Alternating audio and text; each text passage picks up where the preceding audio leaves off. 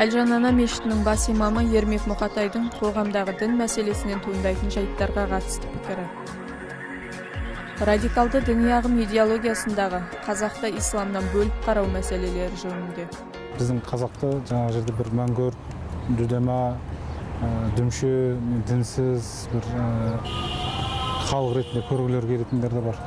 Осы бүгінгі күнге дейін мысалға Қазақстан тәуелсіздік алмағанға дейін мүмкін жаңа жерде қазақты не ел басқара алмайтын, не мемлекет басқара алмайтын, немесе жаңағындай бір қарапайым мемлекеттің іс қағаздарын жүргізе алмайтын бір халық ретінде көрулер әбден мүмкін, әбден болды десе де болады. Бірақ Аллаға шүкір қазіргі таңда міне неше жылдан бері егемендік алып, тәуелсіздік алып, елбасымызбен бірге мысалға осы жолды жүріп келе жатырмыз соғыстың артында. Соғыстың жаңа жерде бастамасыменен қазақ елі бүткіл дүние жүзіне танылды. Қаншама елдер, мемлекеттер, ұлттар мен ұлыстар қазақ елін мойындады. Ел ретінде, халық ретінде. Қазақта ел бар, жаңа жерде бұл елдің өзінің мемлекеті бар, жері бар, шекарасы бар деген сияқты, ата заңы бар дегендейше мойындалды. Енді соның ішінде ойлап қарайтын болсаңыз, осындай бір ұлағатты үлкен жаңа жерде елбасының сөзінен айтқан сияқты біз тікелей Алтын Орданың мирасшысымыз деген сияқты, біздер сол Алтын Орданың ар жағында көк түркі бар, түркілері бар, Оғыз бар дегендей, Тұран бар дегендей, сондай бір үлкен алпауыт мемлекеттердің бір кездерде империя мемлекет құрамында болған, империя құрған халықтың ұрпақтары ретінде біз бір дінсіз мәңгүрт болуымыз ақылға сыймайтын, жаңа жерде қисынсыз, буынсыз жерге пышақ салған бір әңгіме болып табылады да бұл. Өйткені Алла тағала айтады, біз дейді жер әлеміне бүткіл халыққа әрбір халыққа пайғамбар жібергенбіз дейді. Яғни пайғамбар бармаған халық жоқ. Соның ішіне қазір тарихшылар зерттеп отыр. Ислам тарихшылар болсын, бұл түркі зерттейтін ғалымдар болсын, мысалға қазақ о баста ислам болған, сонау Ибраһим пайғамбардың заманынан бері мұсылман болған екен дейді. Оған деректі алып қарасаңыз, біз қарапайым бір нәрсе, бұл біздің мына немізде түркістандық медреселердің барлығында күні бүгінге дейін оқытылады.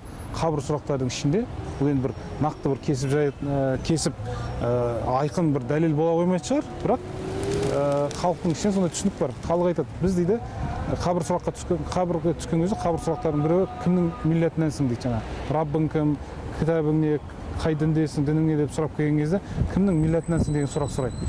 Сол кезде біз жауап береді екенбіз. Ибраһим алейхиссаламның милләтінен біз дейміз. Ибраһим алейхиссаламның милләтінен деп, милләт деген не? Бірінші милләт деген ұлт деген сөз, екінші дін деген сөз. Біз Ибраһим алейхиссалам дінде болған, Тәңірді, Құдайды жалғыз, Алланы жалғыз деп өткен бір халықпыз.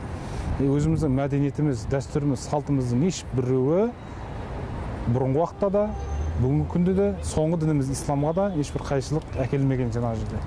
Оны халқымыздың күнделікті өмір сүруін егер қарапайым алатын болсақ, бір кездердегі білімнің, ғылымның ордасы болған Бұхара, Самарқандтар, Түркістандар, Тараздар мысалға ше, бұлардың барлығы мәдениеттің ошақтары болған. Осылардың өздерінде осы салт, осы дәстүр бар еді, бірақ қазіргі таңда кеше келіп алып жаңа жерде бұл халық дәстүр діннен емес, әдет діннен емес, ғұрып діннен емес дейді жаңа жерде ше. Қарайды, жарайды, салттың әдеті жоқ болсын, дәстүрі жоқ болсын, ғұрпы керек емес, дінсіз болсын, мақұл. Оған да көндік делік мысалға ше. Тек қана Құран және сүннет деп айтайық, бірақ Құран Алланың жаңағы жерде бұйрығы болатын болса, сүннет пайғамбардың жүріп өткен жолы ғой. Бұл халықтың да жүріп өткен жолы бар жаңағы жерде.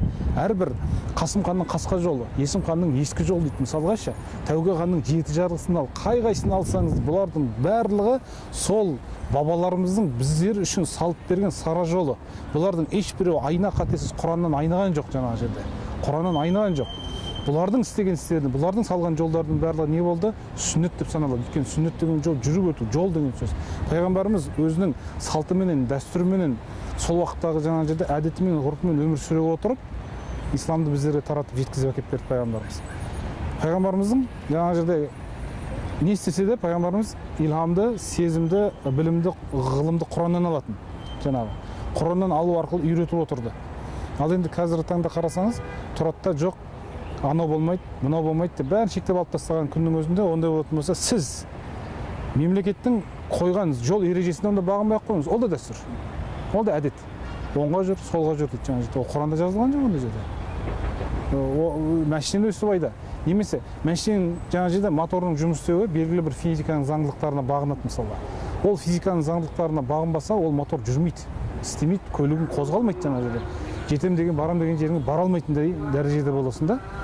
Демек, салт та, дәстүр де, әдет те, ғұрып та, осының барлығы тікелей Құраннан алынып, халық күнделікті өміріне бұны әдетке айландырып, ғұрыпқа айландыра білген. Мысалға, яғни қараңыз, Құранда Алла тағала бүйтіп айтады: «Я'мурул ма'руф» дейді. «Ваянхауна анил мункар». Жақсылықты әмір етіңдер, жамандықты тыйыңдар дейді. Енді жақсылықты әмір етіңдер деген нәрсе не? Жаңа жерде. Қандай жақсылық? Ма'руф деген сөздің түбірі ғұрыфтан келеді. Ғұрып, әдет ғұрып дейміз, кәдімгі қазақтың өз сөзі, төл сөзі. Жаңа тікелей Құраннан алып отыр, ғұрып деп отыр. Демек, халық не істесе де, бұны жақсылық үшін істей білген. Ол беташары, сәлем салуы, отқа май құюы, жаңа жер ана, күн ана. Мен бұл сөздерді айтуға қорықпаймын. Өйткені біздің күніміз, анамыз күніміз, жеріміз де анамыз. Жаңашы, Алла тағала осының бәрін біздер үшін жаратты. Біз пайдаланды, бірақ біздер отырып айға, күнге, суға табынып жатқан жоқпыз, отқа табынып жатқан жоқпыз жаңа жердеші. Біз олардың жылуын, яғни күнделікті физиканың барлық заңдылықтарын пайдаланған сияқты, бүткіл әлемдегі табиғаттағы заңдылықтардың құбылыстарын біз пайдалану арқылы бойымызға сіңіріп, сол арқылы Алланы танып, Алланы тек қана жалғыз деп, осының бәрін тек жалғыз жаратушы бар Құдай тағала деп білген халықпыз.